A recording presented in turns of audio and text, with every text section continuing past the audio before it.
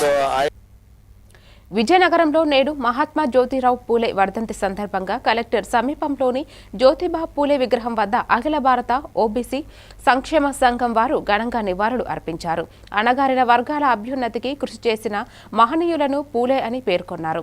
ఈ కార్యక్రమంలో OBC national president Varaprasad Yadav, అఖిల భారత ఓబీసీ సంక్షేమ సంఘము రాష్ట్ర కార్యదర్శి ఎలిగాపు విజయలక్ష్మి, జిల్లా ఓబీసీ అధ్యక్షులు ముద్దాడ మధు పాల్గొన్నారు.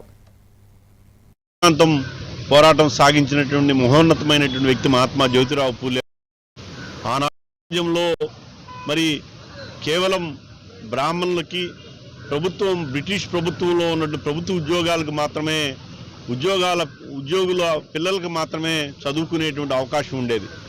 కానీ మహాత్మా జ్యోతిరావు పూలే గారు అంటర్ కమిషన్ వద్ద పోరాడి మరి దేశంలో ఉన్నటువంటి అన్ని వర్గాల ప్రజలకి, కులాలకి, మతాలకి, ప్రాంతాలకి అతీతంగా ప్రతి ఒక్కరు కూడా చదువుకోవాలనేటువంటి ఉద్దేశంతో ప్రతి ఒక్కరికి విద్య ప్రభుత్వాలు అందించాలని ఆ రోజు అంటర్ కమిషన్ మీద పోరాడి అన్ని వర్గాలకి విద్యని దరిచేసినటువంటి మహోన్నతమైనటువంటి మూర్తి మహాత్మా జ్యోతిరావు పూలే గారు. అంతేకాకుండా తన సతీమణి పూలే గారు విద్యావంతురాలుగా చేర్చి విద్యావంతురాలుగా తీర్చిదిద్ది ఈ సమాజానికి ఒక ఆదర్శవంతమైనటువంటి ఉపాధ్యాయురాలుగా, భారతదేశంలోనే తొలి మహిళా ఉపాధ్యాయురాలుగా ఈ సమాజానికి అందించినటువంటి మహోన్నతమైనటువంటి వ్యక్తి జ్యోతిరావు పూలే గారు.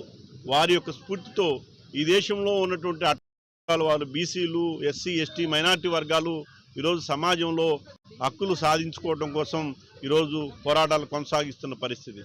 అంతేకాదు భారతరత్న డాక్టర్ బాబాసాహెబ్ అంబేద్కర్ గారే స్వయంగా తన గురువుగా ప్రకటించుకున్నటువంటి మహోన్నతమైనటువంటి వ్యక్తి మహాత్మా జ్యోతిరావు పూలే గారు. ఆయన రచించినటువంటి గులాంగిరి పుస్తకాన్ని భారతదేశం స్వర్ణోత్సవాల సందర్భంగా భారతదేశ ప్రభుత్వం నెల్సన్ మండేలా గారికి అందజేసి ఈరోజు శ్రీకాకుళం జిల్లా బోర్జ మండలం బోర్జ జిల్లా పరిషత్